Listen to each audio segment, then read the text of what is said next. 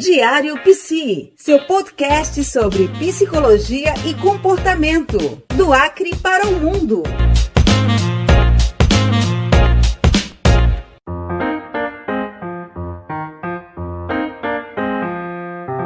Muito bem, começando mais uma edição do seu e do nosso podcast Diário Psi, do Acre para o mundo.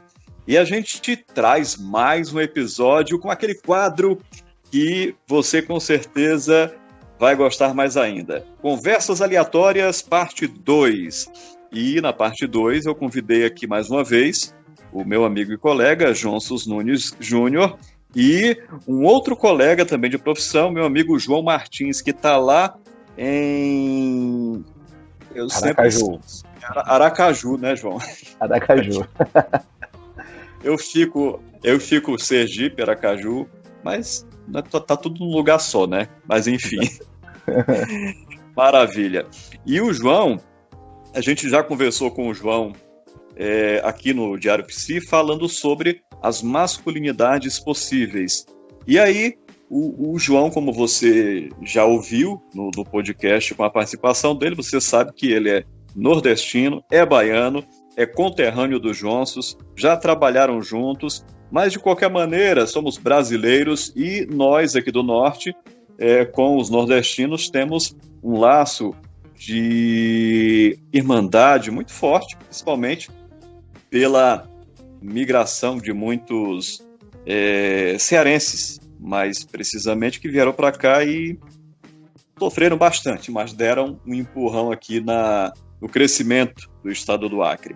E Conversas Aleatórias é assim, somos profissionais da psicologia, mas antes de tudo somos pessoas, somos pais, somos homens, pais, e isso não se refere à questão de gênero, porque o nosso compromisso é com a pluralidade, com a diversidade, mas são pessoas que estão conversando de forma aleatória sobre temas, principalmente temas atuais e muitas vezes sensíveis, que estão gravitando neste momento no cenário social, político e também a questão econômica. Enfim, são vários assuntos que a gente pode trazer aqui.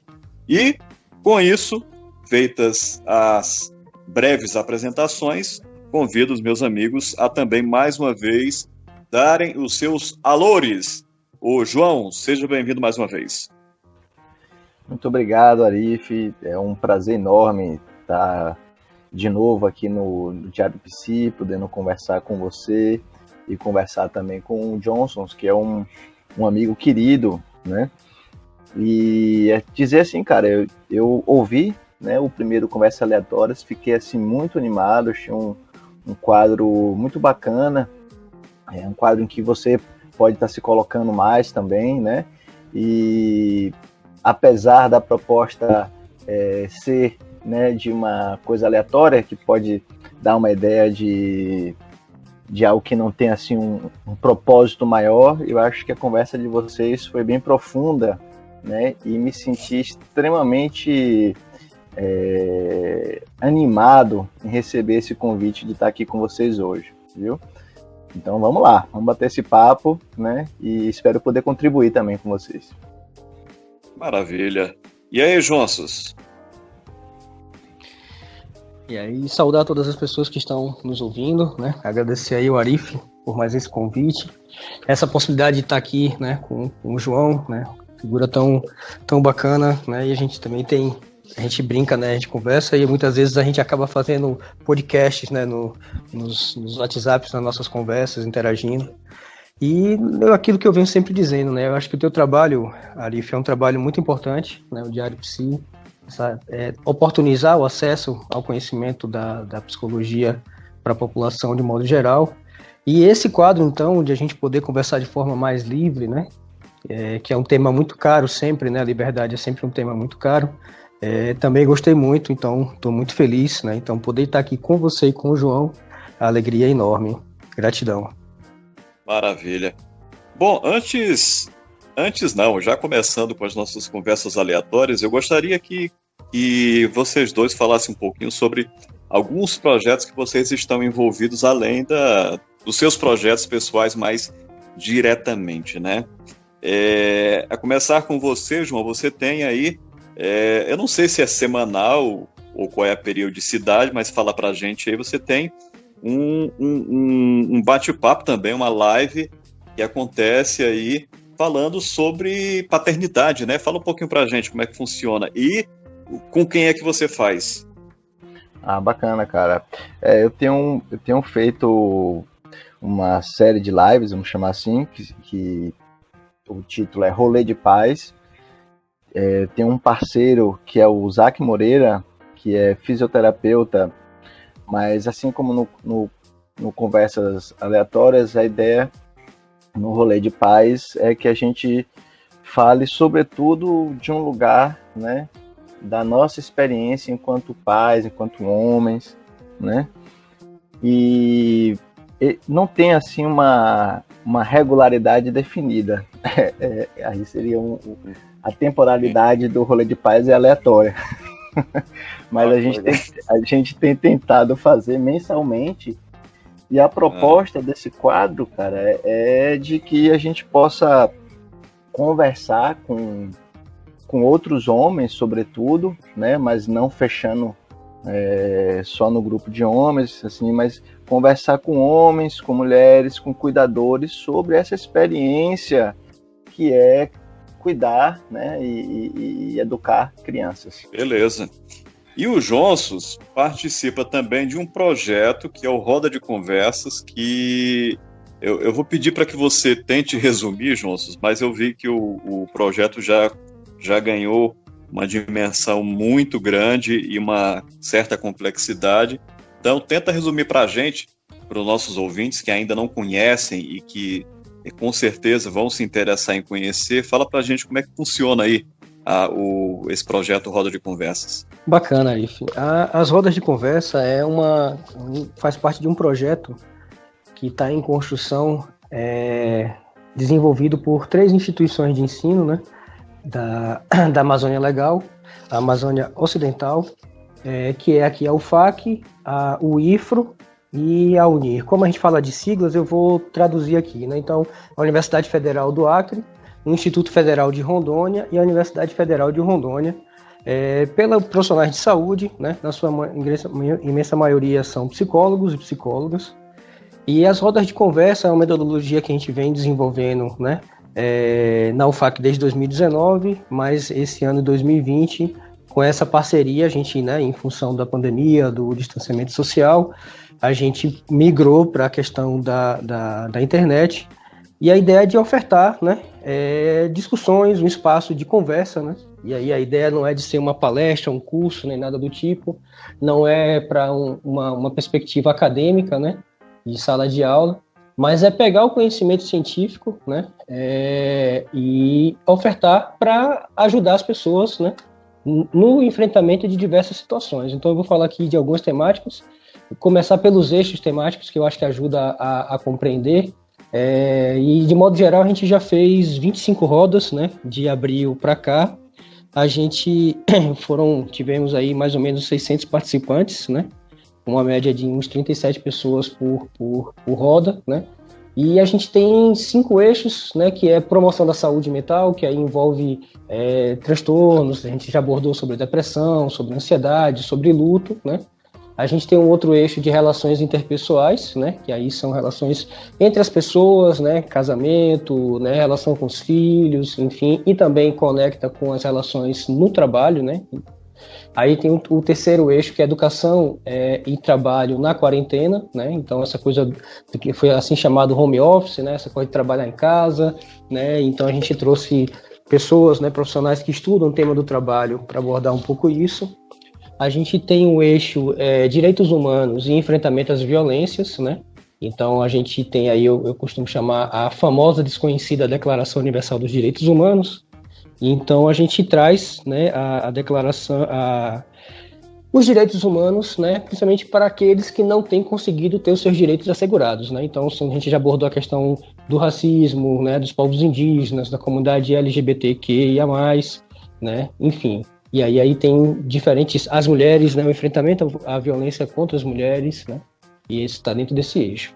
E o último eixo é a questão da arte, cultura, ecologia e sociedade, que a gente vai abordar um pouco dessas perspectivas. A gente trouxe uma roda contribuições da arte, né, para essa perspectiva, e aí tem um grupo, né, e um centro de convivência que é o Arte de Ser, que aí foi o Fabiano e a Nazaré, e o Arnaldo, né, que é um grande parceiro, também já esteve aqui no Diário Psi, falando um pouco da experiência dele, mas a ideia é de trazer contribuições da arte para esse processo. Então tem sido um processo muito interessante, então é um ambiente, né, que é um espaço de fala, né, para não me delongar muito, a gente tem aqui uma ideia de trazer um tema, trazer alguém que estuda o tema ou que vivencia o tema, né, e trazer isso na perspectiva de provocar conversa, né? E a ideia é de a gente poder conversar. A gente tem utilizado, né, um aplicativo, né, para poder fazer essa interatividade. E aí tem as interações, a gente, depois ali de um tempo de fala inicial, a gente abre para as pessoas falarem, quer seja pelo chat, né, perguntar, ou quem quiser se inscrever, né, poder falar, enfim. Então aí o espaço é realmente esse de roda de conversa, tem sido muito bacana.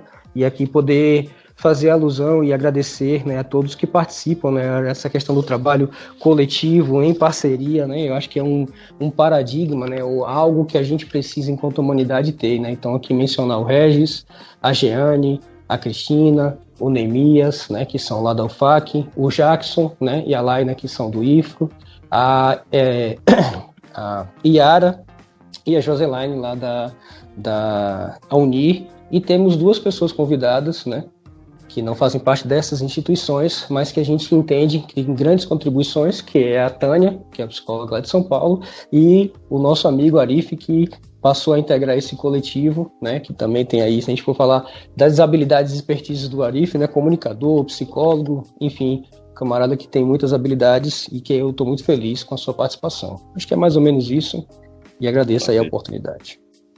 Muito obrigado mais uma vez ao convite, Jonsos, e para os colegas que vão ouvir também, agradeço a receptividade. Foi muito bacana. A gente está gravando aqui o podcast na data de 14 de agosto, sexta-feira, numa tarde de 14 de agosto, sexta-feira. E na manhã desta sexta-feira, 14 de agosto, nós tivemos a reunião onde eu pude participar, né, ingressar e também me apresentar, e foi muito bacana. E, bom... Você está ouvindo Diário Psi. Eu estava te ouvindo falar aqui e uma coisa que parece que fica em suspenso e não se define muito bem é a questão da postura e da opinião do profissional da psicologia, homem, mulher ou trans, enfim, isso não importa, né? Da pessoa profissional de psicologia. E a gente encontra uma dificuldade imensa porque talvez se interprete, por exemplo, o código de ética num nível de rigidez ou se interpreta de forma equivocada, em que o psicólogo, a psicóloga não pode manifestar a sua opinião, ele tem que ser neutro. E aí essa neutralidade, ela parece estranha, ou seja, essa pessoa, por ser profissional de psicologia, não pode manifestar a sua opinião, tem que se manter neutro em tudo. E aí é uma conversa que eu já tive com o Jonsos, o João, e é curioso, porque nas últimas eleições presidenciais, nós tivemos uma verdadeira guerra entre colegas, porque um ficava revoltado com a opinião do outro e, enfim, uma loucura. Mas aí, na opinião de vocês, agora puxando para os dois, até porque vocês são mais experientes que eu na psicologia, agora eu passei para vocês a responsabilidade. O psicólogo pode se manifestar, pode transmitir sua opinião, ele tem que ser 100% neutro, ou seja, não tem opinião. É estranho isso. O que é que vocês acham? Cara, eu acho que a gente tem aí uma grande questão que me faz pensar, inclusive, na própria epistemologia da psicologia, né? enquanto ciência. E é como se houvesse um desejo, de certa forma, né, de pensar que a psicologia é neutra, né, que é a própria ideia do positivismo para todas as ciências, né, essa ideia de neutralidade, né, como se a produção de conhecimento não levasse em conta que aquele que está produzindo conhecimento tem história e o faz num determinado tempo histórico, né? A própria psicologia, ela é produto e faz parte de uma trama de saberes e poderes, né, voltada para a disciplina e controle dos corpos individuais e coletivos, né? E aí eu acho que a obra de Foucault, Deleuze e Guattari vem problematizar isso de forma pesada, né?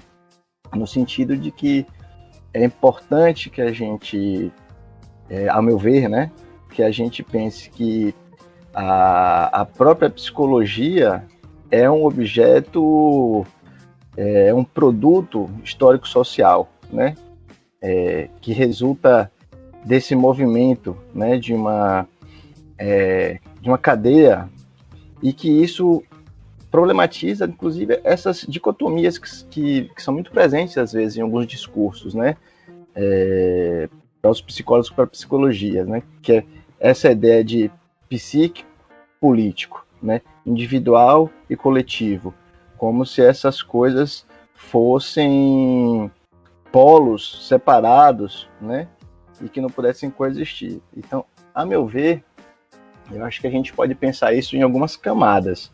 Assim, numa terapia, por exemplo, eu acho que há que se ter cautela, né, para que o terapeuta não sobreponha ali no processo terapêutico sua posição política, por exemplo, né, frente ao outro. Acho que o psicoterapeuta ele tem que ter um exercício de poder acolher a diversidade e tentar lidar com isso, né? E se de alguma forma está diante de alguém que tem uma postura no mundo que mexe muito com ele, deve encaminhar para outra pessoa. Mas eu acredito que é importante que os psicólogos emitam opinião sobre a sua visão de mundo, né? Eu acho que isso humaniza a gente enquanto sujeito, né? Tira também essa ideia que nós psicólogos somos seres quase sobre-humanos, porque podemos acolher a tudo, né? Podemos entender tudo, né? E eu acho que não é exatamente assim. O que você pensa aí, Johnson? Cara, eu acho que vai muito nessa linha, né? Eu acho que tem essa contextualização que você faz epistemológica, ou seja, para quem não está na academia, né, para quem não está familiarizado com o discurso acadêmico, parece ser algo muito estranho, mas é o que fundamenta, né, as práticas científicas, né, a questão das concepções. E a gente está falando aí de uma transição, né, de uma era, né, que pregava e acreditava na neutralidade, e isso já não está cabendo mais, né, porque a própria física quântica, né, não sou estudioso, sou só curioso, mas se a própria física, né, chegou à conclusão de que, né, a questão do vibração, né, e matéria depende da perspectiva de quem olha, né, da interação com o sujeito, então eu estou pedindo licença para vocês para falar de forma, né, enquanto pessoa. É como se, grosseiramente, eu não sou físico nem nada, mas é como se tivesse assim, nem na matéria a gente não pode estabelecer uma relação de sujeito-objeto. Né? É um sujeito-sujeito.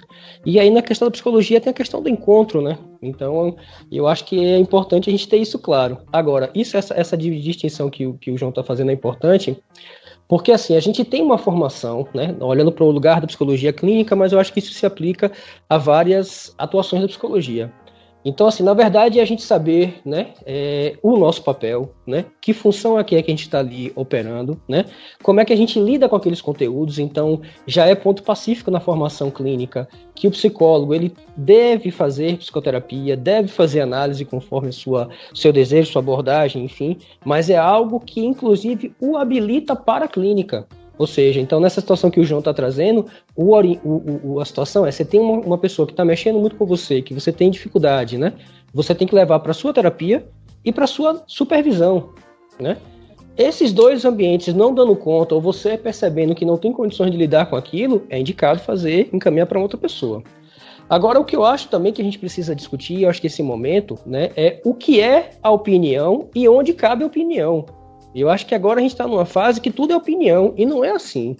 Então a gente precisa contextualizar que a gente vem de um país que tem um histórico de escravidão, de genocídio dos povos indígenas, né? De silenciamento de vários povos, né? LGBTQIA+, mulheres, né? Enfim, todo mundo que não for, né, a elite, né? Que não for branco, rico, hétero, supostamente eu costumo dizer, né? Enfim. Então, assim, a gente tem uma questão que muita gente não tinha espaço de fala. Em parte, a tecnologia e a internet favorecem, mas eu acho que também tem uma questão da própria consciência coletiva que não suporta mais ter um único discurso, né? Ser monocromático, né? Então, aí tem essa coisa de todo mundo poder falar. Agora, o que a gente precisa, no meu ver, a gente precisa avançar na questão democrática, né? E democracia não é só política, né? E política não é só política partidária. Então, a gente respeitar o que as pessoas falam, né, ter essa perspectiva, mas saber onde cabe a opinião. Então, por exemplo, a gente pode ter uma opinião em relação à lei, mas nós não podemos não respeitar a lei, não cumprir a lei. Né? Faz sentido o que eu estou dizendo?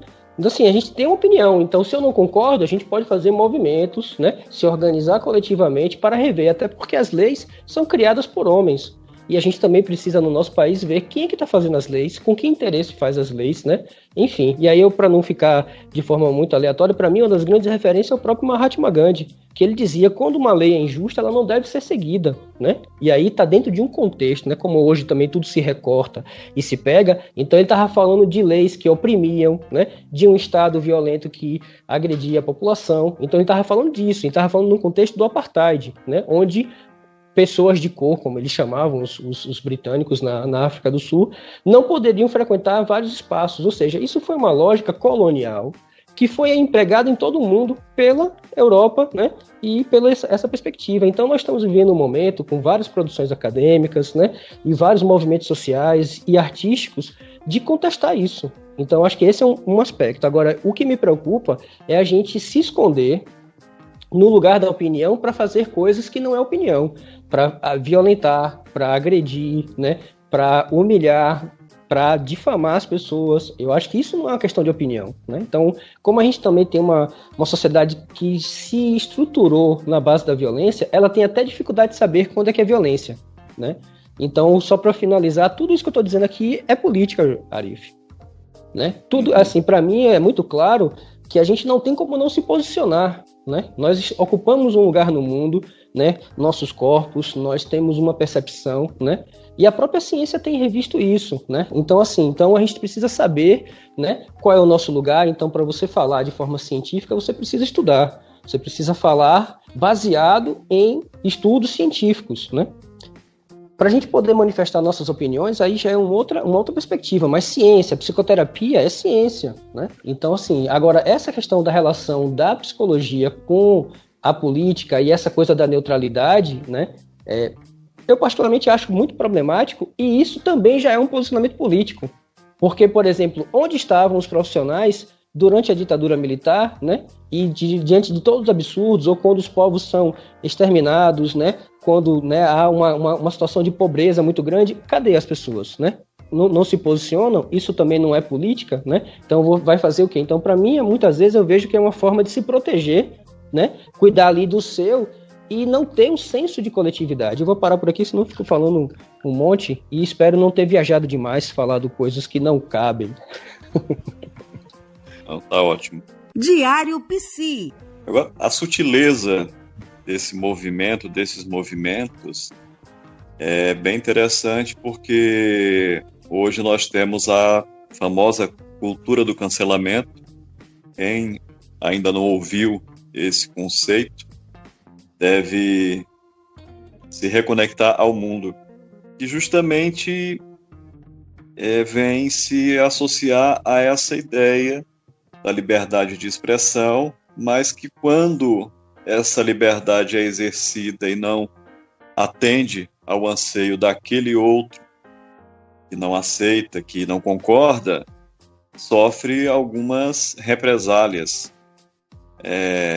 Na internet através de bloqueios, através de situações ainda mais graves, que são difamações, e digamos que na vida real, materializando esse comportamento, nós temos as mais diversas violências verbais e físicas.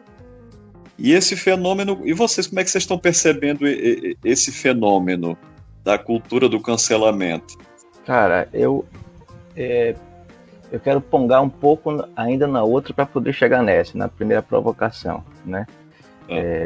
No sentido de que, assim, por muito tempo, né, a psicologia, né, foi considerada um campo de saber que se distanciava do político e do coletivo, né? Essa ideia de que a psicologia era um campo neutro e voltado para o indivíduo, para aquilo, não só para o indivíduo, mas para aquilo que é de uma produção que se dá dentro do indivíduo, que nos leva para uma própria concepção de sujeito como algo pré-existente, né? Algo definitivo, né? E eu gosto de pensar que a subjetividade ela é produzida a cada momento, ela é refundada historicamente, né? E por que eu estou resgatando isso? Porque eu penso que tenho pensado muito o meu trabalho, e aí eu faço uma relação do meu trabalho com isso que você está falando, da cultura do cancelamento, porque até então eu não tinha nas redes sociais uma relação assim de uso para o campo profissional. Assim, as redes sociais para mim eram ferramentas de cunho mais da minha vida pessoal, enfim, né? E do final do ano para cá eu tenho feito, sobretudo do Instagram, uma ferramenta de trabalho. E aí eu penso que a clínica, né, ela é política o tempo todo. O que eu acabo construindo como pensamento, né, ou me posicionando na rede social é uma visão de mundo que diz um posicionamento político, sabe? Eu não senti ainda nenhum tensionamento para mim em relação a isso, mas o que eu sinto de certa forma, aí olhando para as pessoas que me procuram, é que existe, não sei se é coincidência ou não, existe uma certa tendência, né, a serem pessoas que têm algum alinhamento com a visão de mundo. E aí, um momento que foi bem um dilema para mim, não sei se vocês passaram por isso também, foi há poucos, não sei se foi no mês passado, pouco tempo atrás, já na pandemia, em que teve aquela explosão, né, dos antifascistas, né? Então, pessoal, nordestino Sim. antifascista, psicólogo antifascista, essas coisas, né? Então, meu primeiro impulso foi, e aí, boto ou não boto, né? Porque o desejo de me posicionar foi muito forte, né? E acabei postando isso, né? E quando eu postei isso, eu acabei revisitando meu Instagram também para ver outras coisas que estavam lá antes de eu começar a usar ele profissionalmente, para ver se tinha alguma coisa que eventualmente não coubesse, sei lá, para isso, né, de ser uma rede social para o profissional. Mas acabei deixando tudo porque aquilo diz de mim. Aquilo diz de mim enquanto sujeito. Eu não sou um profissional diferente do sujeito que eu sou, entende? E acho que essa cultura do cancelamento, isso que é novo, na verdade, ela diz dessa dificuldade da gente de se ver enquanto um coletivo maior, enquanto sociedade. Essa dificuldade que o Johnson apontou também, de acolher e lidar com a diversidade, sabe? Como se aquilo que é diferente do hegemônico tem que ser silenciado, né? Não pode se ter um espaço de manifestação de opinião, né? Mas eu acho que isso, eu não sei se eu estou relativizando, eu acho que isso não tem um peso tão grande assim, no sentido, acho que não tem o cancelamento não vai ter um efeito, né, tão grande para algumas pessoas. Talvez ele possa ter um efeito iatrogênico, porque a partir do momento que você cancela muito uma pessoa, né, isso pode colocar ela em evidência também, justamente porque ela está sendo cancelada. Por que essa pessoa está sendo cancelada mesmo? Né? Por que as pessoas estão... Por que esse posicionamento é tão questionável, né, para algumas pessoas? Por que a gente tem tanta dificuldade de acolher aquilo que foge um pouco do que está pactuado como o esperado, o normal, né? E aí, me permita só fazer uma reflexão a mais também, que ainda retornando a essa coisa do anti, né? Que eu cheguei inclusive a postar, fiquei me perguntando, existe algum psicólogo que não seria antifascista, né? Porque inclusive quando eu penso no nosso código de ética, na nossa formação, né? Eu acho que a psicologia tem um compromisso político de combate ao fascismo, assim. Eu acho que assim, uma coisa é a gente pensar esquerda, direita, né? Mas fascismo é uma outra, estamos falando de uma outra coisa, né? É de uma outra ordem, né? Mas também fiz uma reflexão que eu linko com essa ideia do cancelamento, que é essa ideia do anti, né? Da gente ter que se afirmar pelo antagonismo de alguma coisa. Então, apesar de ter colocado isso de psicólogo antifascista, eu acho que é interessante a gente pensar não menos no que a gente é contra, no que a gente cancela, mas naquilo que a gente pode fazer, né? E daquilo que a gente consegue produzir coletivamente, porque as atitudes de um sujeito, elas não se encerram só nele mesmo, elas repercutem na vida de outras pessoas, né? Então, eu acho que com isso eu estou querendo dizer que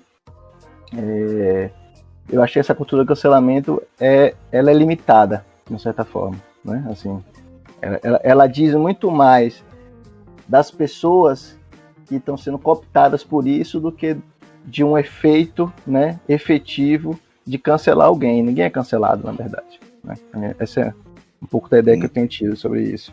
Cara, eu acho interessante, João, e agora eu queria também sinalizar aqui algumas coisas. O cancelamento, como a gente está vendo hoje, ele parece como algo novo, mas ele não é um fenômeno novo. Ele é novo nas redes sociais.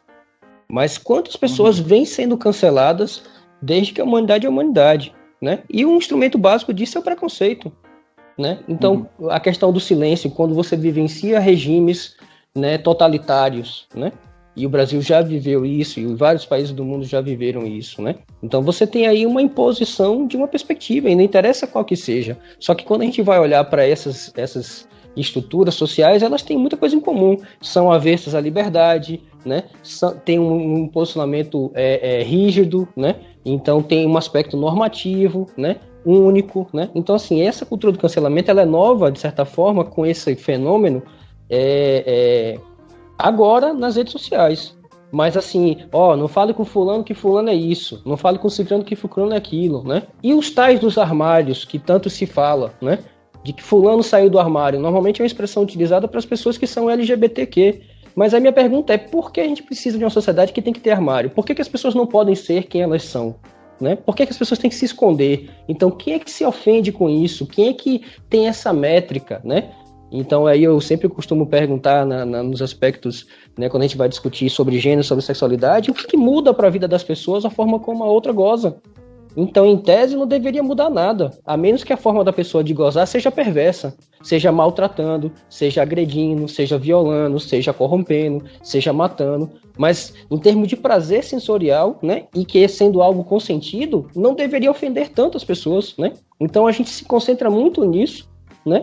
Mas a gente não fala do cancelamento que acontece com os povos negros, a gente não fala do cancelamento com os povos indígenas, e aí também vem aquela coisa de, mas aí é vitimismo. Como vitimismo numa sociedade que se diz meritocrática, se nem todo mundo tem a mesma possibilidade? Basta dizer que a gente não tem 100% das pessoas com direito à educação, né? Então, assim, eu fico assim também admirado, e eu acho que esse tipo de conversa me oportuniza para a gente poder conversar com a sociedade. Vem cá, minha gente, então quantos silêncios a gente faz no nosso cotidiano?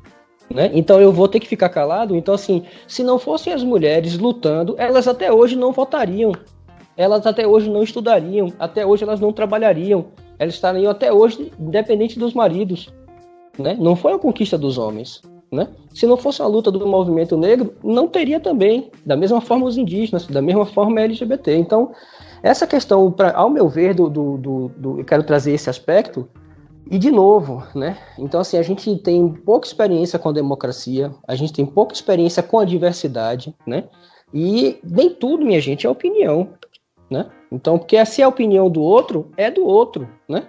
Se é a forma como ele pensa, né? Então a gente aprender a lidar. Então acaba que a psicoterapia, a psicologia traz ferramentas para a gente poder entrar. O que tanto te incomoda no outro? Então você poder trabalhar isso. Mas o que eu acho que é problemático, e acho que tem um momento que a gente vivencia, é que isso se torna um fenômeno coletivo. E aqui eu queria poder fazer uma distinção também de um cancelamento quando é algo individual e quando é algo do Estado, né? Então, quando a gente começa a definir uma religião específica para todo mundo, uma opinião específica para todo mundo, isso aqui é aceitável.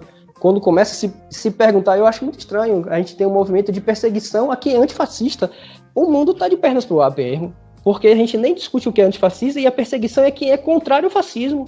Ou seja, já oficializou, é isso, né? Já estamos no estado totalitário fascista, né? Então a gente não vai discutir isso, né? Então eu acho muito problemático. E eu vou finalizar falando dessa história do Instagram que o João trouxe. E eu acho que aí cada um tem diversas possibilidades e perspectivas. Eu também não tinha uma relação com as redes sociais antes da pandemia, e aí foi uma coisa que veio com a pandemia no aspecto profissional. Tinha conta e tinha... Mas se for lá na minha conta, você vai ver que você não vai ter fotos da minha vida pessoal, da minha família, né? Não tem coisas... Tem coisas que eu penso, coisas que eu acho interessante, pensamentos de poetas, né, cientistas, muita crítica política, né, principalmente no aspecto pessoal, que não é uma conta aberta. Agora, a minha conta profissional, ali eu dedico ao meu trabalho de psicologia, né? Então, a questão das rodas, né, coisas que eu gosto de ler, né, que fazem parte da minha formação, as minhas mandalas estão presentes, algumas das minhas poesias, né, porque também a poesia para mim tem essa coisa de um grito, né, de uma fala que me sufoca, porque, por exemplo, né, enquanto poeta, por exemplo, me assusta o silêncio coletivo ensurdecedor. Então eu encontro na poesia uma forma de lidar com isso. Não vou resolver o mundo, mas eu pelo menos elaboro, né, coloco no papel, e é até sentido figurado, né, porque o papel, eu até imprimo as minhas poesias, mas está na nuvem, né, e vai para as redes sociais. Então eu faço uma distinção ali, né? Então, o meu Instagram profissional ele é aberto, porque a ideia é de propagar, de divulgar, né, o trabalho, né, e ideias da psicologia. Mas eu tenho o meu Instagram pessoal, né, que aí é mais uma questão de pessoas que têm uma afinidade, que a gente troca, uma forma de manter contato. Eu sou de outro estado, né, tenho família, tenho amigos em Sergipe, no Rio, e família em outros lugares. Então, para mim, é uma forma de manter contato com pessoas queridas. Você está ouvindo Diário Psi. Essa é a questão da rede social. Eu também nunca tive muita intimidade quando eu estava exclusivamente no rádio. Eu praticamente não atualizava, só tinha para acompanhar amigos e colegas. E aí, com o ingresso na psicologia, hoje em dia a necessidade de estar presente nessas redes se tornou quase que uma imposição, me vi relativamente obrigado a investir nisso. Mas eu não criei duas contas distintas, o profissional e o pessoal, em função de que, levando em consideração que o conceito da conta pessoal é você usá-la para postar suas fotos ou expressar ali as suas opiniões independentes, e como é um ambiente que eu não faço isso, eu preferi manter uma conta, digamos, híbrida, uma conta profissional e relativamente pessoal, porque na verdade eu não posto nada de cunho pessoal, familiar, mas o meu perfil ele se tornou um perfil mais descontraído, mais solto, porque dentro do projeto de unir psicologia, comunicação e tecnologia, eu procuro deixá-lo um pouco mais dinâmico e bem-humorado. Então, quem entrar lá vai perceber que muito do que eu apresento também tem a linguagem que eu imprimia nos tempos do rádio. Tanto que é o que eu faço aqui no podcast.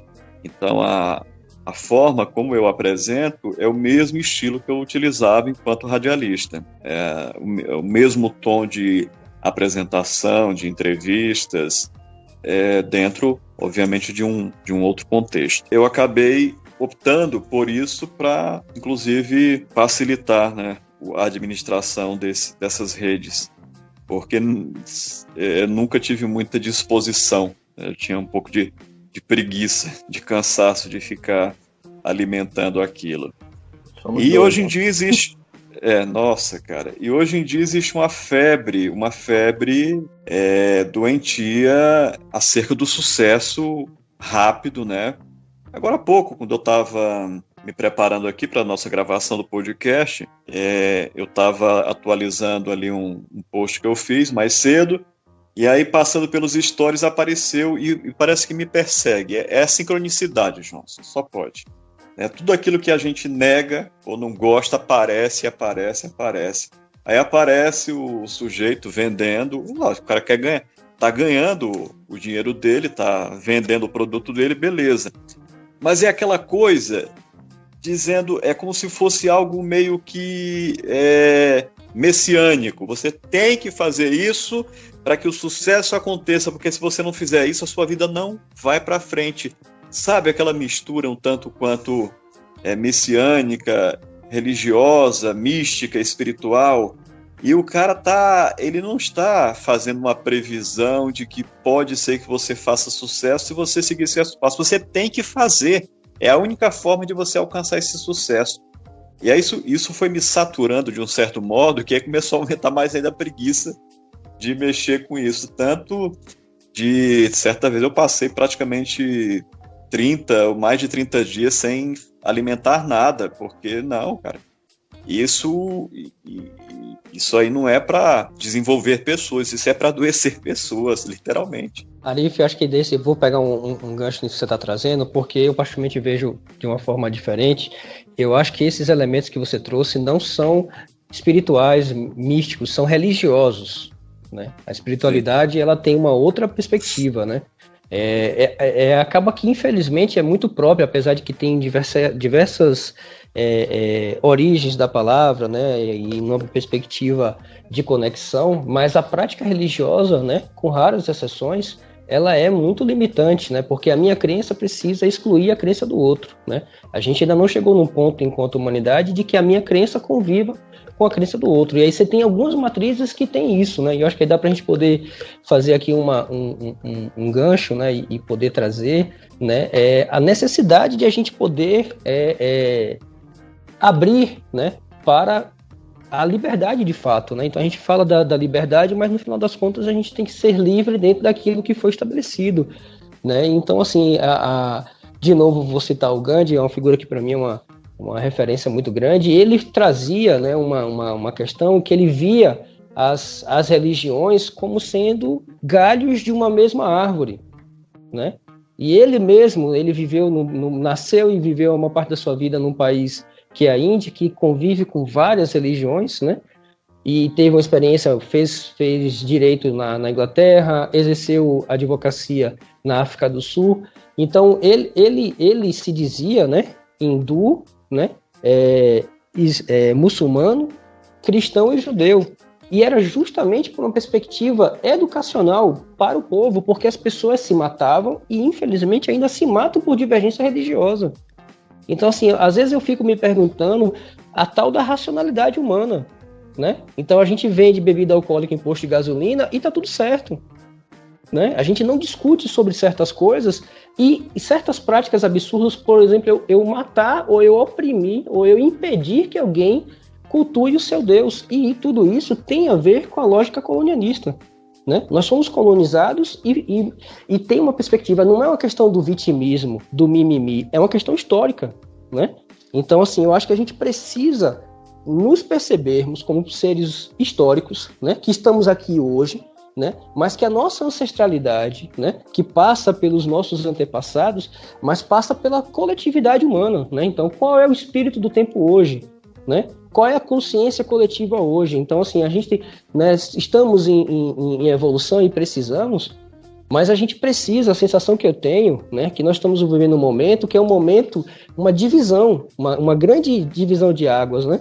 Então, assim, a gente está vivendo provavelmente uma borda, né? Assim, o planeta está dando sinais de que se a gente não mudar nosso padrão de consumo, né, e a nossa forma de se relacionar com a natureza e com nós mesmos, né, a gente vai ter sérios problemas, mais precisamente as futuras gerações. Aí eu também quero poder deixar aqui claro, assim, que amor é esse que os pais e mães sentem pelos seus filhos e não contribuem para que tenha um mundo que seja melhor para eles, né? Então, amar os seus filhos é simplesmente deixar dinheiro para eles, né?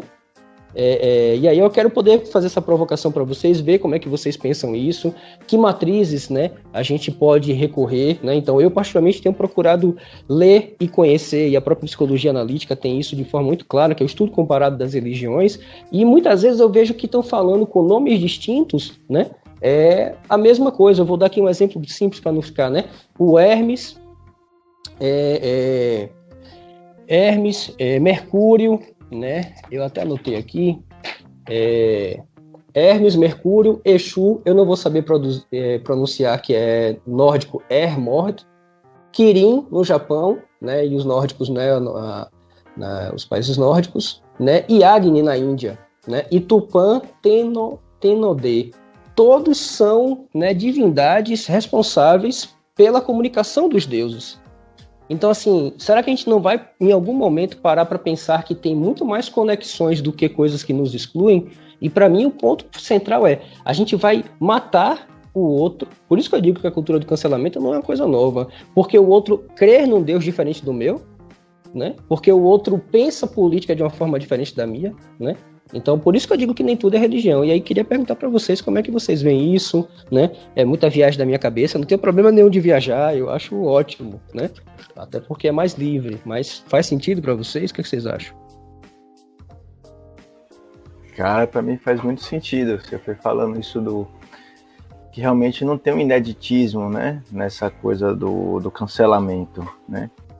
A gente já vem a humanidade já vem silenciando muitas vozes, né, há séculos, né, e eu penso assim também, viu, Johnson, assim, eu acho que tem muito mais conectividade, né, não só entre as religiões, mas entre os povos, entre as culturas, né, do que pontos que nos afastariam, né, e eu fiquei pensando muito, inclusive nesse processo no Brasil, né? Porque como é que essas coisas às vezes se traduzem em políticas ou em falta de políticas, né?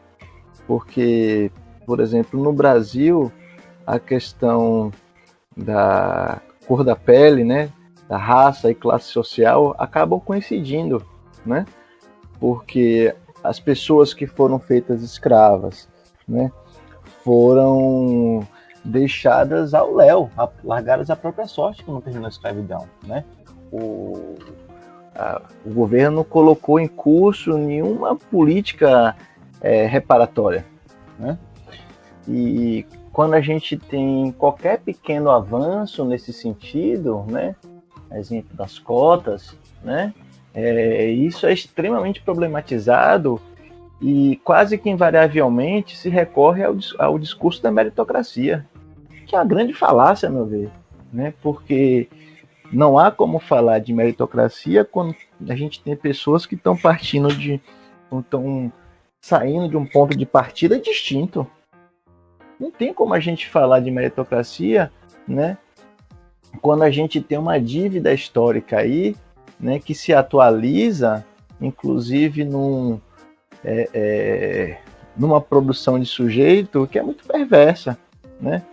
Assim, eu percebo isso claramente, assim, os homens brancos, né, de classe média, da classe alta, a gente aprende, é educado desde pequenininho, né, a ficar sentadinho ali, né, na cadeira, para aguentar aquelas, né? A criança não fica na escola 5 horas sentadinho ali, né? Porque é bacana, é porque a gente é educado para isso, a gente aprende isso desde muito cedo, né? E enquanto a gente tem boa parte das crianças negras que, por conta dessa coincidência com a desigualdade social, são pobres, né, que além de ter que estar na escola, muitas vezes tem que estar aí contribuindo, né, com as tarefas de casa ou com a renda em casa, né? E, cara, eu só fui me dar conta dos meus privilégios sendo um homem branco há muito pouco tempo, de uma maneira mais profunda, né? Assim, eu tive uma criação em que meus pais tiveram empregada doméstica, então eu não precisava lavar prato, eu não precisava fazer uma série de coisas em casa, assim, eu tinha todo o tempo, né, livre para poder estudar e fazer outras coisas. Então não tem como a gente chegar, né, numa hora de uma concorrência tão forte como é ingressar numa universidade e falar de meritocracia, como se as pessoas estivessem ali concorrendo, né, com as mesmas condições. Então, eu acho que isso que a gente está falando, né, dessa dificuldade, né, que nós temos em poder perceber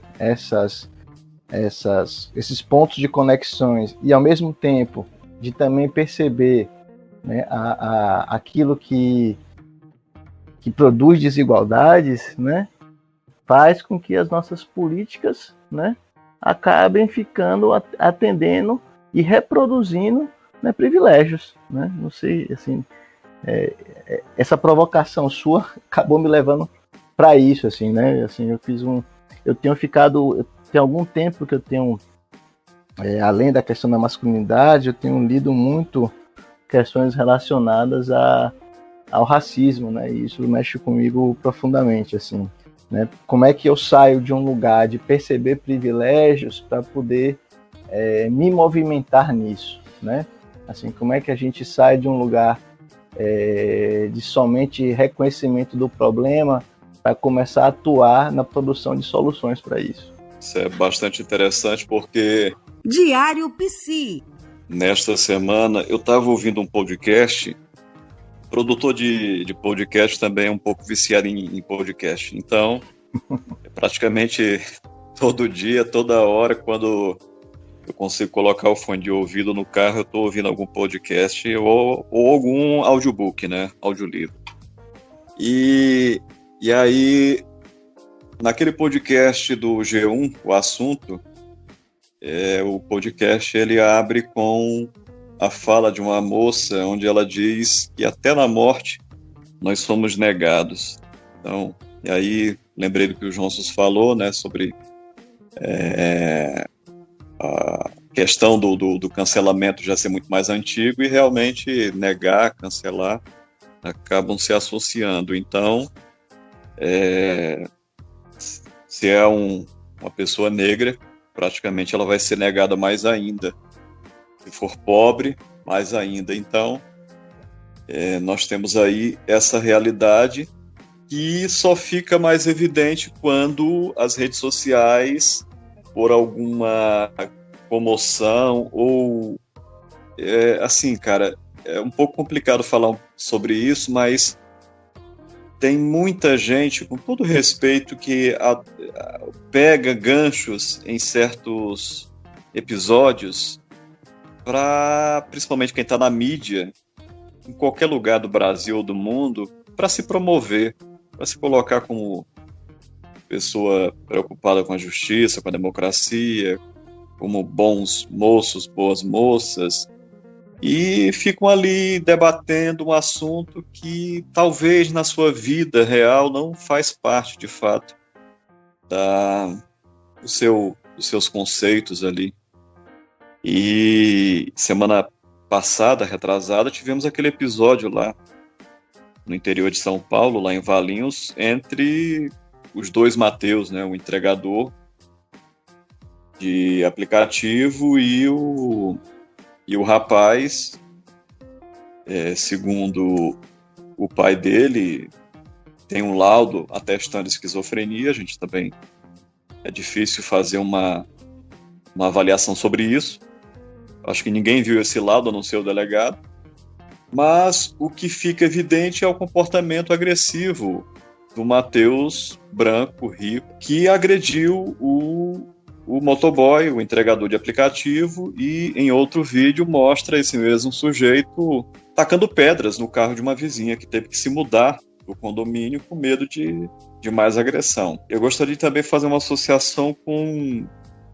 faz parte daquilo que eu também tenho afinidade, que eu acabo pesquisando um pouco, e é uma interpretação livre minha, né, a respeito desse comportamento se associando a essa hegemonia dessa cultura que foi herdada há muito tempo, com base numa cultura que se colocava como a escolhida de Deus, entre aspas. E isso vem passando de geração em geração e vai se estendendo como tentáculos em outras culturas e outras denominações, e estabelece que aqueles que seguem aquela determinada cultura, aqueles determinados preceitos, são, teoricamente, as pessoas corretas, que estão de acordo com a moral e os bons costumes, e teoricamente estão agradando a esse Deus que foi, nesse sentido, inventado, formulado, plasmado com base no comportamento humano. E aí, chegando mais próximo para o que nós temos hoje, temos esses comportamentos sendo reproduzidos através das violências das mais diversas, e o racismo, o preconceito, tem essa raiz nessa crença dessa superioridade com base nessa ideia de serem filhos escolhidos, e por isso tem esse direito. Pessoalmente é uma coisa que me afeta, porque me incomoda, no sentido de que em determinado momento pessoal da minha vida, em contato com a religiosidade, muito mais religiosidade do que espiritualidade, eu tive a oportunidade de conhecer o céu e o inferno nessa experiência, ao ponto de abandonar a religiosidade e abraçar para mim apenas a espiritualidade simples e pura, com base naquilo que eu gosto, que eu acredito, mas sem os preceitos e os dogmas religiosos. Por causa de tudo isso que eu citei, né? As coisas que vão se associando, porque não tem como se dissociar, tudo está associado: autoritarismo, preconceito, racismo, dentro desse universo religioso político. Tem uma coisa nisso, inclusive, né, Arif, que assim, o cristianismo está tão forte na nossa sociedade que eu acho que mesmo quem não se considera cristão, quem não tem uma vivência assim, de religiosidade, não deixa de ter uma posição no mundo que é atravessada pelo cristianismo, né? Então, uma coisa que chama muita atenção para isso é essa ideia, às vezes, que algumas pessoas têm, de que podem ser, de que existe o certo e o errado, o bom e o mal, né? Quando, na minha percepção, nós somos bons e maus, nós somos luz e sombras, né? Assim, nós não somos só uma coisa, né? A gente é atravessado por uma pluralidade de forças, né? E que se tem um grande ensinamento, né, que está na Bíblia e tal ali, de Jesus, é justamente o acolhimento à diversidade, né? Talvez esse seja o grande ensinamento. E o que eu vejo é muita interpretação né, em cima do texto que não condiz com a prática, né, com a postura que está ali sendo exemplificada, né? Então, só para contribuir um pouco com isso que você falou também. Eu queria dialogar com isso que vocês estão trazendo, e assim, eu faço um apelo às pessoas a conhecerem aquilo que elas criticam, né? Porque o preconceito ele é baseado em coisas estabelecidas. Apesar de que eu estou dizendo isso, eu sei que infelizmente isso não quer dizer que as pessoas vão fazer. E aí, para dar um exemplo do que eu estou falando, a famosa desconhecida Declaração dos Direitos Humanos, né, e que inclusive é algo que é muito... Eu tenho certeza que muita gente não pegou e com a internet aí nunca pegou para ver, né? Então eu queria ler só aqui alguns artigos, só para materializar isso, para que a gente possa ter ali um parâmetro, né, e o próprio contexto disso. Eu sei que a declaração por si só já daria vários podcasts, né, para conversar, mas no seu primeiro artigo, né, e ela é de 48, né? Ou seja, depois dos horrores da guerra, né?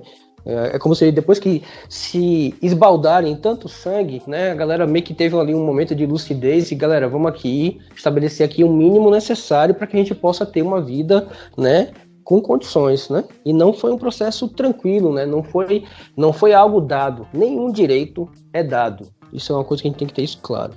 Mas o primeiro artigo vai dizer: todos os seres humanos nascem livres e iguais em dignidade e direitos, são dotados de razão e consciência e devem agir em relação uns aos outros com espírito de fraternidade. O artigo 2, todo ser humano tem capacidade para gozar os direitos e liberdades estabelecidos nessa declaração, sem distinção de qualquer espécie, seja de raça, cor, sexo, idioma, religião, opinião, política ou de outra natureza, origem nacional, social, riqueza, nascimento ou qualquer que outra, né? No terceiro, todo ser humano tem direito à vida e à liberdade e à segurança, e assim vai, né? Então, assim, tem coisas, tem um que vai falar que todo ser humano, né, adulto tem o direito de estabelecer família, e assim, a gente tá falando de coisas que, infelizmente, as pessoas não têm esse direito. Então, o que João traz aí, né, de se reconhecer nos seus privilégios, esse é um outro movimento que é necessário a gente fazer. Porque eu acho que na hora que fica muito distante a discussão da desigualdade, quando eu como todo dia, quando eu tenho formação universitária, quando eu tenho uma casa, quando eu tenho um ar-condicionado, quando eu tenho a oportunidade de viajar, falar outros idiomas, aí é uma coisa, né? Quando eu nunca passei por uma situação de racismo, quando ninguém nunca, né, puxou materiais numa loja, né, porque você chegou, puro e simples, né? Ou como aconteceu com outro rapaz que foi, né, tava ali com a nota, é tão emblemático, a nota fiscal na mão, mas não interessa, porque ele tava com um boné que o camarada achou que era da facção e pronto, né, é motivo. Então, assim, o que a gente precisa despertar, e de certa forma o meu apelo, é que, assim, vamos viver aquilo que a gente acredita. Então, assim, eu particularmente eu acho que a questão da religião também é outro que daria infinitos podcasts, mas o apelo é, pelo amor de Deus, viva aquilo que você acredita. Porque quando eu tive a oportunidade de ler alguns livros, né, de diferentes religiões, e é muito distante a prática das pessoas, né, do próprio cristianismo, é amar, né, são basicamente 2 mandamentos, amar a Deus e amar as pessoas, né, e a gente não consegue. Aí quando a gente vai abordar isso, veja bem, João, se nós somos frágeis, não olhe pra gente, não olhe pra Deus. Minha gente, mas você não usa esse tipo de parâmetro quando você vai falar de outra matriz religiosa, né? Então, assim, a gente poder ter, e eu tô dando exemplo da religião, mas é da mesma forma política, né? Da mesma forma futebol. Qual é o sentido das pessoas se matarem porque torcem para times diferentes, minha gente? Pelo amor de Deus, né? Então, assim, a gente precisa. Então, assim, a sensação que eu tenho que a divindade, né, que é a divindade maior para a humanidade, ainda é o Deus da guerra, né? A gente ainda tem uma verdadeira veneração pela morte, né? E talvez nem seja o Deus da guerra, né? Mas, assim, eu acho que isso é uma coisa que é mais aqui um desabafo, né, e uma preocupação, né? E, assim, conectando com o lado profissional, boa parte do que a gente escuta nos consultórios, né, é exatamente isso, fruto de violência, é não ser aceito pelo seu pai, né, por uma orientação sexual, por uma opinião, né, é ser abandonado, né, é violência doméstica, né. Então, assim, no final das contas, muito do que causa sofrimento às pessoas é a violação dos direitos, é não reconhecer a dignidade que todo ser humano precisa, né. Então eu vou finalizar aqui, provocando aqui para vocês o que vocês pensam disso. Eu estou convencido há muitos anos, né, de que existir já é complexo demais. A gente não precisa da miséria. A gente não precisa da desigualdade, né? Porque existir já é muito complexo. Então, eu faço uma provocação. Se ter bens materiais resolvesse todos os problemas, o que dizer das altas taxas de suicídio nos países mais ricos, né? Então, sim, os bens materiais estão ali, eles têm acesso a muita coisa e tem alta taxa de suicídio. Isso, para mim, numa leitura livre e rasa, diz que existir é muito problemático. Não é fácil, né? Então, a gente precisa das artes, a gente precisa se relacionar, mas, sinceramente, assim, eu acho complicado. Talvez é porque eu acho que eu assisti muito anime, muito desenho animado, né? Muita revista de super-herói, e eu fico vendo assim, né? A gente se identifica com o super-herói, mas a gente age conforme o vilão, né? E a gente não percebe essa contradição, né? Então eu vou admirar um super-herói, e o super-herói é quem? É aquele que, de forma hercúlea, aquele que vai contrário aos absurdos, né? E os planos dos vilões é sempre dominar o mundo, né? É sempre escravizar, né? É sempre impor a sua opinião. Então fica aí a dica. Eu acho que as revistas em quadrinhos e animes eram uma forma de fazer uma análise social, né? Parei por aqui. Você está ouvindo Diário Psi. Você falando isso, João, me lembrou agora desse fenômeno que afetou várias pessoas, as crises em razão da pandemia, porque a pandemia foi uma crise que gerou outras crises, e as crises internas que muitas pessoas acabaram desenvolvendo, e por isso acabaram buscando também a ajuda psicoterapêutica e a busca também pela solução rápida e mágica, e muitas vezes já chegavam ou chegam ainda hoje no consultório ou no atendimento online com o seu diagnóstico, né? Então, é fato, nós temos um fenômeno grave no planeta, da depressão, da ansiedade, mas a minha experiência mostrou que muitos desses diagnósticos fechados de depressão, que obviamente tem uma conexão, mas em muitas as situações se dá pela desconexão que a pessoa faz inconscientemente com os seus valores internos, com aquilo que faz sentido, e isso obviamente é algo que se observa como sinal e sintoma da depressão, mas que justamente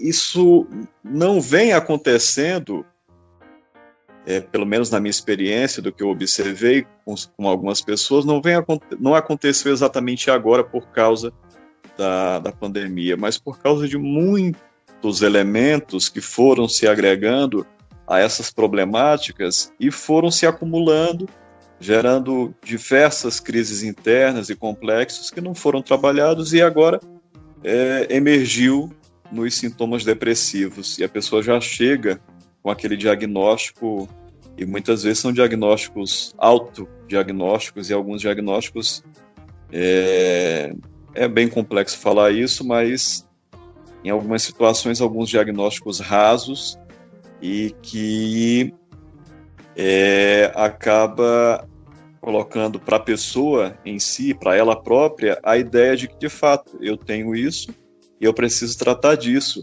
Mas, sim, realmente se comprometer com esse tratamento, né, com essa mudança, é a parte mais difícil. A pessoa quer ficar boa, mas não quer fazer a sua parte. E aí parte para o quê? Para o medicamento, porque quer essa fórmula rápida e mágica.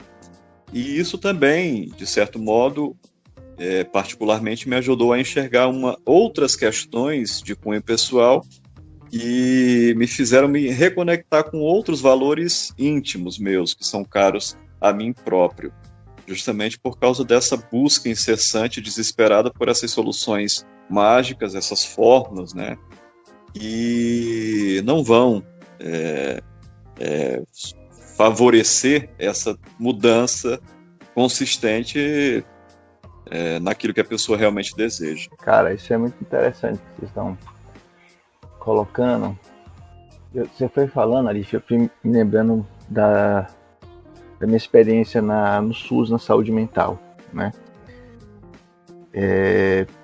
Quantas pessoas que eu atendi que não só chegavam com um diagnóstico, mas a pessoa chega colada, identificada com esse diagnóstico, às vezes, né? Ou que ela acha que ela tem, que eu vi pessoas dizendo assim, olha, no acolhimento, né, que é aquele primeiro atendimento, assim, olha, eu sou fulano de tal, eu sou F10, que é o alcoolista, né? F10. E a pessoa, ela restringe seu repertório, né, enquanto sujeito, a isso muitas vezes, né? Ela passa a desenvolver toda a sua vida, né, em torno, né, de algo que ela acredita que é ela, né? Assim, como se ela só fosse aquilo. E uma das coisas que eu gosto de pensar é que no trabalho terapêutico, muitas vezes, o que a gente tenta fazer nesse processo de descolar de algumas identidades é mostrar ao sujeito que ele pode produzir vírgulas ao invés de pontos finais, né? Você coloca uma vírgula para poder continuar escrevendo a sua vida. E eu acho que isso que o Johnson faz a gente pensar que existir por si só, né, já é algo tão grande e tão desafiador também, né? E essa atualização, vamos dizer assim, de que no mundo contemporâneo a gente tem tantas pessoas que, a despeito de terem os bens materiais, né, estão aí sofrendo a tal ponto que tiram a própria vida, né, ou outros tantos transtornos que a gente tem evidenciado. Isso me faz pensar que tem uma relação íntima com, eu vou ousar dizer aqui, bebendo um pouco do Harari, que escreve aquele livro Sapiens, que tem a ver com a grande religião mundial, né? Que alcança todos nós, né? E que é maior que o cristianismo, que é o capitalismo, né? A gente vive, a gente se produz no mundo a partir de uma lógica de consumo, né, tão grande que eu acho que a gente tem se desconectado enquanto seres humanos, né?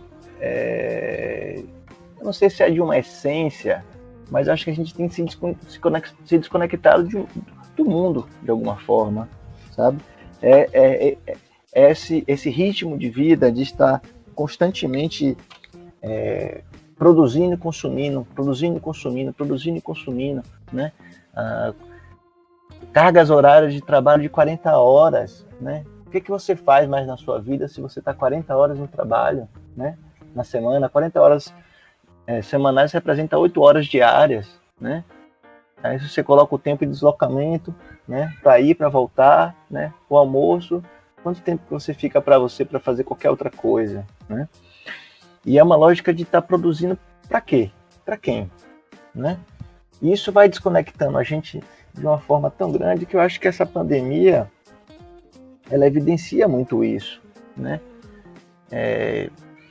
Se a gente não cuida da vida numa perspectiva, e aí eu gosto, o meu parceiro do Rolê de Paz, Isaac Moreira, ele tem um trabalho paralelo que ele está desenvolvendo, que é sobre práticas de cuidado de si. A gente tem conversado um pouco sobre isso. Ele fez um vídeo bacana que está no YouTube até, em que ele distingue autocuidado do cuidado de si, né?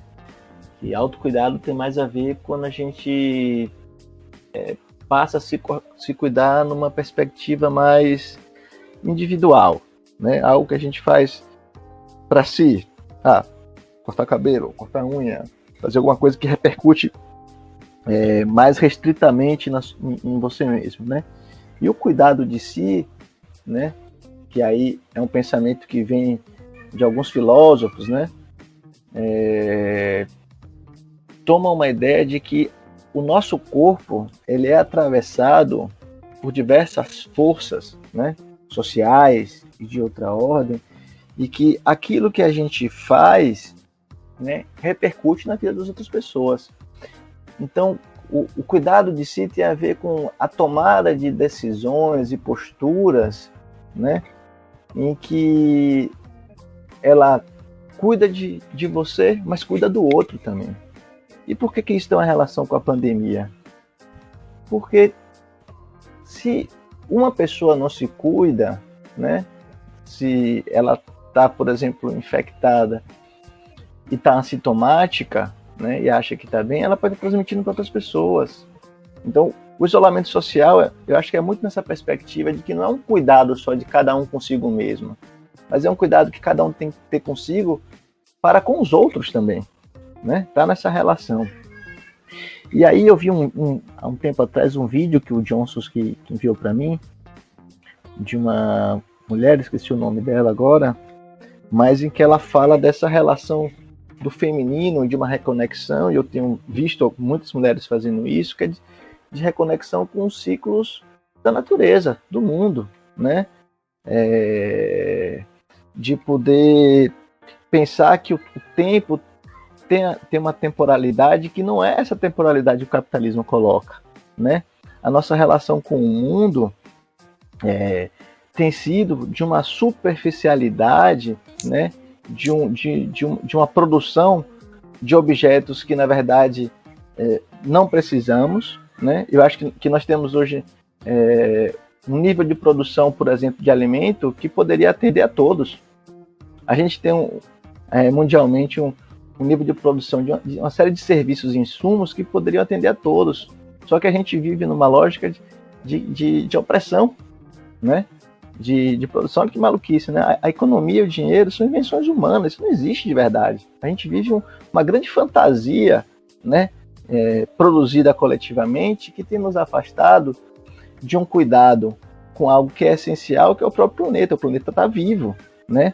E talvez o que essa pandemia esteja nos dizendo assim, é o planeta que está dizendo para a gente, olha, essa turma aí, né, esse bicho aí humano vai acabar com a gente, então vamos dar um contrafogo nele aí, né, para ver se dá para se reposicionar. E no início da pandemia, não sei como é que é, uma provocação para vocês também, eu criei até não foi uma expectativa, mas foi uma esperança, né, de que a gente, enquanto raça, né, enquanto raça humana, enquanto comunidade humana, pudéssemos aproveitar isso para repensar a nossa forma de estar no mundo, né, repensar o próprio sistema, né. Será que a gente não consegue estar numa lógica mais coletiva, sabe, de apoio maior, né? Por que a gente precisa estar nessa lógica do capitalismo que, em última instância, é uma lógica de individualizar as coisas, né? Individualizar tudo, né? Como se o coletivo é sempre secundário numa lógica capitalista. Não sei se eu viajei muito, né? Mas foi para onde... Eu tô aí, tô conectado. Se você viajou, eu fui junto. E eu queria conectar aqui com umas coisas, antes de passar para você, Arif. Eu acho que lembrar as pessoas que não foi a competição que garantiu a sobrevivência da humanidade, não. Foi a cooperação com outros animais, com outras espécies, né, de plantas, né, e principalmente a cooperação entre nós humanos, né. Então isso é uma coisa assim, porque a competição é cada um por si e todo mundo contra todo mundo. Então eu espero no sentido de esperança também, que essa situação que a gente esteja vivendo seja uma oportunidade de a gente poder parar e ver assim, para onde que a gente está correndo com tanta pressa. É uma frase que o Regis falou lá atrás, que ainda está na minha cabeça, né? A gente está correndo com tanta velocidade para onde, né? Então assim, a gente precisa se conectar com a cooperação, né? Porque não foi a competição que garantiu a sobrevivência da humanidade, foi a cooperação. Eu também acho que também queria fazer aqui uma pergunta para os meus irmãos e irmãs humanos. Quem foi que nos deu o direito de extinguir todas as outras espécies, né? Então, eu espero que o planeta esteja avaliando e até que ponto a humanidade é um projeto que vale a pena. A gente precisa discutir isso. Então, se a gente não for abrir mão, né, daquilo que a gente acha que é os nossos privilégios, nossos direitos, né, e que aí tem explicações filosóficas, teológicas, né, de que o homem está acima de todos os animais, mas mesmo nessas concepções nunca foi para oprimir as outras espécies, foi para cuidar. Então aí eu faço aí, né, uma indicação do Leonardo Boff, que é uma grande figura que eu tenho um respeito enorme, né, pelo seu trabalho, procuro ler, né, foi um dos tradutores, né, da obra do Jung, né, então é uma figura assim que tem um conhecimento enorme. Então cuidar do ser, né, é isso, nós estamos aqui para cuidar, né, então essa relação com as outras espécies é de cuidado. O ser humano, em última instância, é a expansão da consciência, a consciência, né, de uma forma, não é que os outros animais não tenham, mas o planeta, né, esse organismo vivo, nesse super-organismo vivo, escolheu a humanidade, tem investido na humanidade. Como é que a gente tem retribuído, né? Então a gente está aí com recordes de incêndio, né? A gente está aí com pessoas, a gente produz muito mais do que é necessário de termos de comida, como você falou, João. Qual é a justificativa para a gente aceitar as pessoas passando fome, sem casa? Qual é a justificativa? Porque a pessoa não competiu? Porque a pessoa não tem? Porque ela quer? Vamos acordar, vamos conectar ali os fios, porque eu acho que tem um bocado de fio aí solto, né? Porque com certeza a humanidade não está bem, né? Não está bem há muito tempo.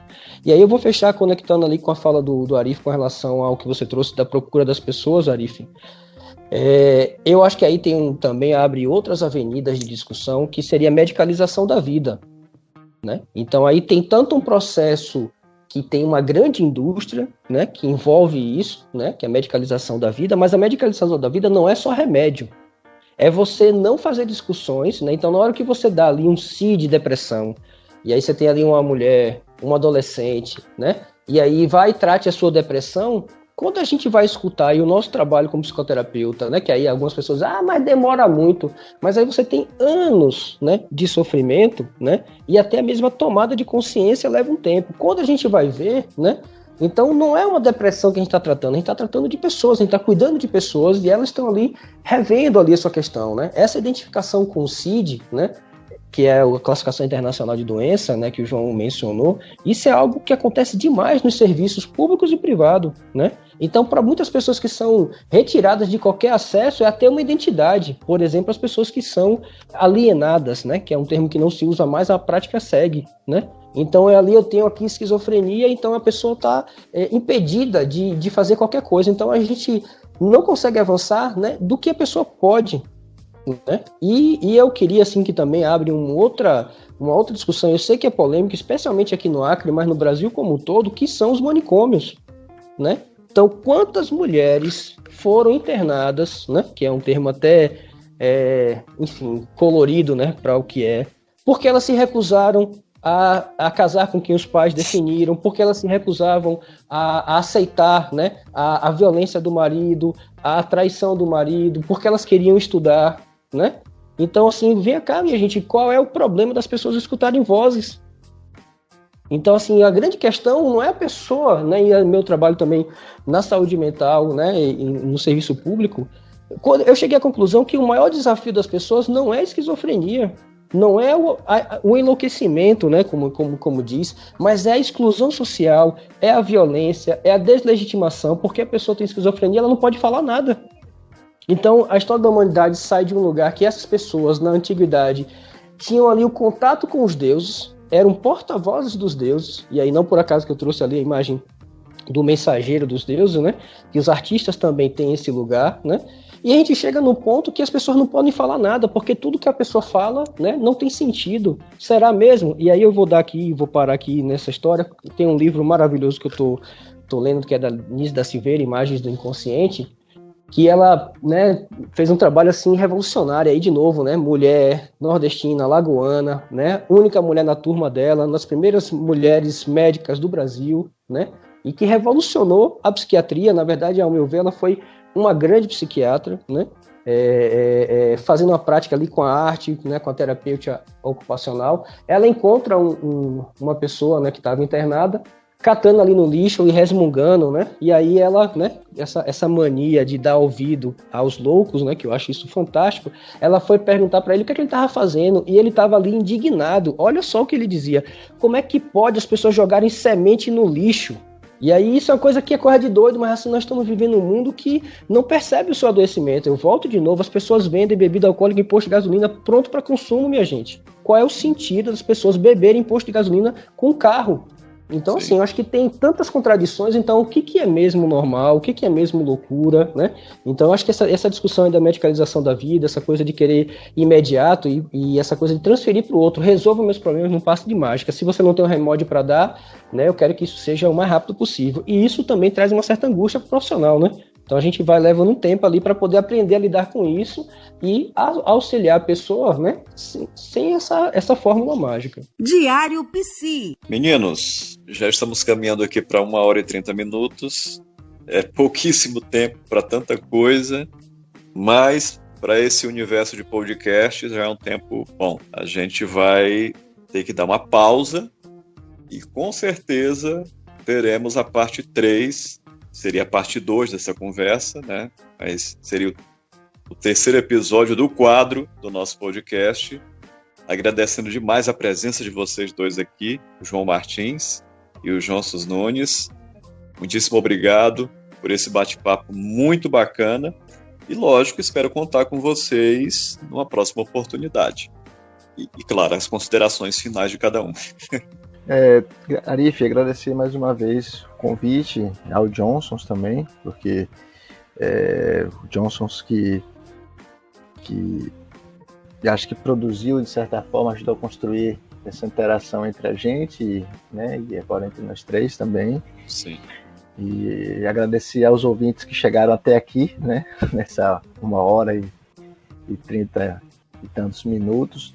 E reforçar, cara, assim, uma coisa que o Johnson falou no início, logo, né, na apresentação, que eu acho que esse trabalho que você está fazendo é super importante, Arif.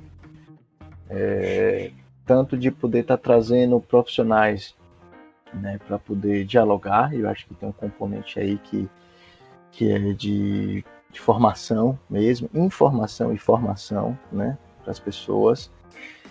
E agora nesse quadro novo que penso que é um ato político, cara. Eu acho que abrir um quadro com conversas aleatórias, né, em que a gente possa estar aqui abordando tantas questões complexas e que às vezes tem poucos espaços para serem discutidas em outros meios, né? É um ato corajoso, um ato político, e eu lhe parabenizo por isso e fico honrado em estar podendo fazer isso aqui junto com vocês. Maravilha, obrigado, João. Eu vou fazer aqui 3 coisas a agradecer, né? Eu também sou muito grato e também vejo assim, eu acho que é um trabalho que eu desejo vida longa ao Diário Psi, né? Aos encontros, né? E assim agradecer ao João, né?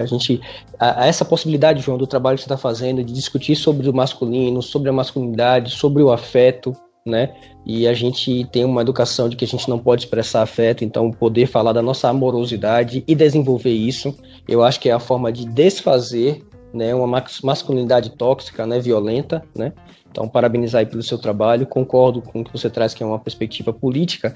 E aí eu queria trazer aqui 2 coisas. Uma que na hora que eu citei o pessoal na roda de conversa, eu fiquei com receio de ter esquecido alguém, e eu queria pedir licença para repetir aqui os nomes, para não correr o risco de ter esquecido ninguém, né? Que aí é um trabalho também que tem sido muito bacana, né? Então, lá na UFAC, o Neemias, o Regis, a Cristina, a Jeane, né? E eu tô lá na UFAC, no IFRO, o Jackson e a Laina, e na Uni, a Yara e a Josilaine, além da Tânia Mello e do Arif Calacina, que tem contribuído com a gente. Então eu sou eternamente grato a vocês por essa experiência fantástica. E eu queria finalizar aqui lendo um pequeno texto, acho que é uma forma de trazer um pouco disso, e aí prometo trazer um texto mais leve dessa vez, né? E aí eu vou terminar minhas palavras aqui lendo esse texto. Beleza. Para que servem os bolsos? O que costumamos colocar nos bolsos? Carteira, dinheiro, chaves, smartphone. Dor? Quem já viu colocar a dor no bolso? Coloquei a minha dor no bolso. Pirei ao ouvir essa frase. Claro que foi no espetáculo de teatro. Só mesmo a arte para traduzir o que sentimos e vivemos cotidianamente. Fez todo sentido. O que mais cabem nos nossos bolsos? Bolsos da calça ou da alma? E a alma tem bolsos? Calabouços? Calar os bolsos? Calma, muita calma nessa hora. Com alma.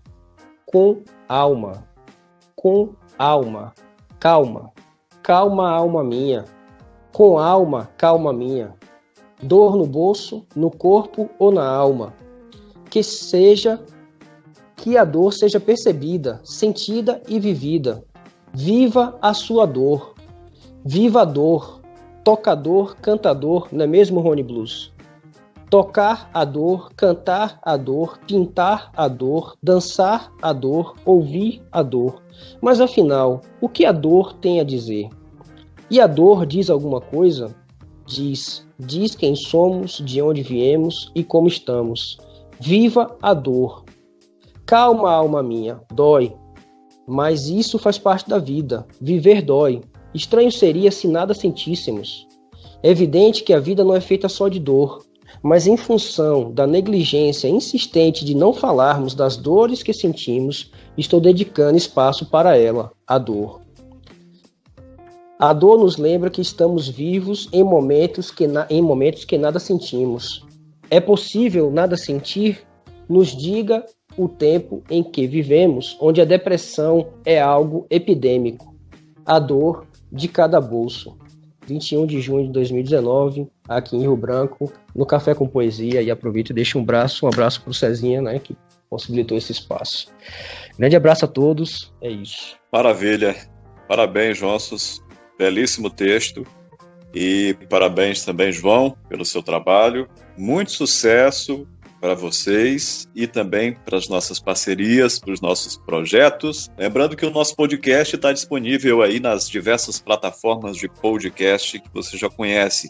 Apple Podcast, Google Podcast, Spotify, Deezer e também lá no meu canal no YouTube tem uma playlist exclusiva do nosso podcast Diário Psi, tudo muito bem organizado, em ordem cronológica, você pode ouvir todos os episódios tranquilamente, tá bom?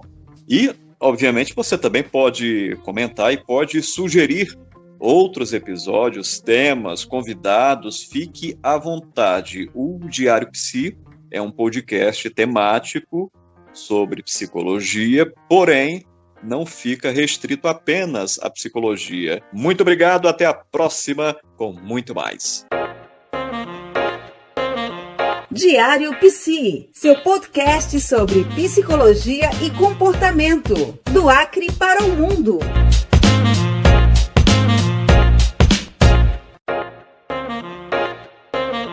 Diário Psi, seu podcast sobre psicologia e comportamento, do Acre para o mundo.